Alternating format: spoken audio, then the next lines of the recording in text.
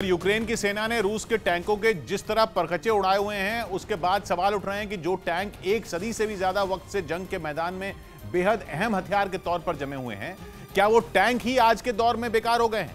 पहले विश्व युद्ध में इजाद होने के बाद जो टैंक जंग में जीत और हार तय करते आए हैं, क्या यूक्रेन की जंग उनकी आखिरी जंग होगी? ये वो सवाल हैं जिनके बारे में यूक्रेन की जंग ने रक्षा विशेषज्ञों और हथियार बनाने वाली दुनिया की बड़ी बड़ी कंपनियों को सोचने पर मजबूर कर दिया है। ऐसा इसलिए क्योंकि रूस यूक्रेन युद्ध में टैंकों की खूब बलि चढ़ रही है। रूस के टैंक जमकर यूक्रेन का निशाना बन रहे हैं, जिसे देखकर ऐसा लग रहा है कि आज के आधुनिक वक्त में जब जंग लड़ने के तरीके बदल गए हैं, जब एक से बढ़कर एक हथियार आ गए हैं, तो टैंक अब शायद गुजरे जमाने की बात हो जाए।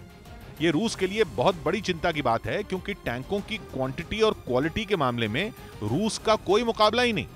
माना जाता है कि रूस के टैंक दुनिया के बेस्ट टैंक तो हैं ही, उसके पास दुनिया में टैंकों का सबसे बड़ा बेड़ा है। रूस के पास करीब 12,500 टैंक हैं। इतने टैंक किसी देश के पास नहीं, अमेरिका के पास भी नहीं। और रूस अपने टैंकों के बूते ही यूक्रेन को रौंदने की कोशिश में लगा है। उसने अपने टैंक पूरी ताकत के साथ यूक्रेन में झोंके हुए हैं, लेकिन यूक्रेन ने उन पर एंटी टैंक मिसाइलें और ड्रोन चला चलाकर उनके चिथड़े उड़ाए हुए हैं। बल्कि कहा जा रहा है कि इतिहास में जब यूक्रेन का युद्ध दर्ज होगा, तो सबसे ज्यादा एंटी टैंक हथियारों के इस्तेमाल में उसका नाम टॉप पर होगा। और इन एंटी टैंक हथियारों में एक है जैवलिन मिसाइल, जो कि यूक्रेन की बहुत बड़ी रक्षक मानी जा रही है। अमेरिका का कहना है कि वो यूक्रेन को अब तक 7,000 से ज्यादा जैवलिन एंटी टैंक मिसाइलें दे चुका है, जो कि यूक्रेन को मिली बहुत बड़ी मदद है। उसकी दी हुई जैवलिन एंटी टैंक मिसाइलों की बदौलत ही यूक्रेन ने पिछले महीने अपनी राजधानी कीव और अपने उत्तरी इलाके में रूस की सेना के लंबे चौड़े काफिले को धूल चटाई थी। इसका नतीजा यह हुआ था कि रूस को वहां से बैरंग लौटना पड़ा था। यानी अमेरिका की दी हुई javelin anti tank missile Ukraine में बहुत बड़ी गेम चेंजर बनकर उभरी। जैवलिन एंटी टैंक मिसाइल ऐसी मिसाइल है जो आसमान में करीब 500 फीट की ऊंचाई तक उड़कर ठीक अपने टारगेट के ऊपर पहुंच जाती है और फिर वहां से एकदम स्पीड में नीचे आकर बिजली की तरह टैंक के बिल्कुल ऊपर फट पड़ती है। इसी वजह से वो टैंकों का काल साबित होती है, क्योंकि टैंकों की छत ही सबसे कमजोर होती है। उनका कवच छत पर ही सबसे पतला होता है। एंटी टैंक मिसाइल प्रोटेक्शन और सुरक्षा के बाकी इंतजाम उनकी साइड में होते हैं। जैवलिन जैसी एंटी टैंक हथियार जो है वो टैंकों की इस कमजोर कड़ी का ही फायदा उठाते हैं और उनकी छत पर वार करके उन्हें चीर कर रख देते हैं। इतना ही नहीं, मिसाइलों के अलावा यूक्रेन को अमेरिका से मिला anti tank switch blade drone भी रूस के टैंकों का शिकार कर रहा है।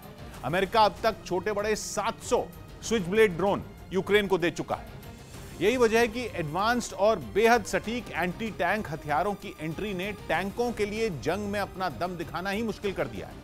और रूस के ताकतवर टैंक भी यूक्रेन के मैदान में ढेर हो रहे हैं। नहीं तो यूक्रेन की जो सेना रूस के आगे कहीं नहीं ठहरती, वो कैसे 2 महीने बाद भी रूस से लड़ रही है। यूक्रेन और रूस की सेना की ताकत का कोई मुकाबला ही नहीं है, न हथियारों के मामले में, न सैनिकों की संख्या के मामले में और न तकनीक के मामले में। लेकिन फिर भी यूक्रेन जैसे छोटे देश ने रूस की सेना की कमर तोड़कर रखी हुई है, सिर्फ अपने एंटी टैंक हथियारों के बूते। रक्षा विशेषज्ञों का मानना है कि अगर टैंकों को जंग में जिंदा रखना है, तो उनके लिए ऐसा कवच बनाना होगा जिन्हें एंटी टैंक हथियार भेद ही ना पाए। लेकिन इतना तगड़ा सुरक्षा कवच देने के चक्कर में टैंक इतने ज्यादा भारी हो जाएंगे कि लंबी दूरी तय करना उनके लिए मुमकिन ही नहीं होगा। और फिर अब टैंक भी तकनीक के इतने भरोसे हैं कि जंग के मैदान में उन्हें रिपेयर करना भी मुश्किल होता है। इसी वजह से अब कई देश अपने टैंकों के बेड़े को कम करने के बारे में सोच रहे हैं।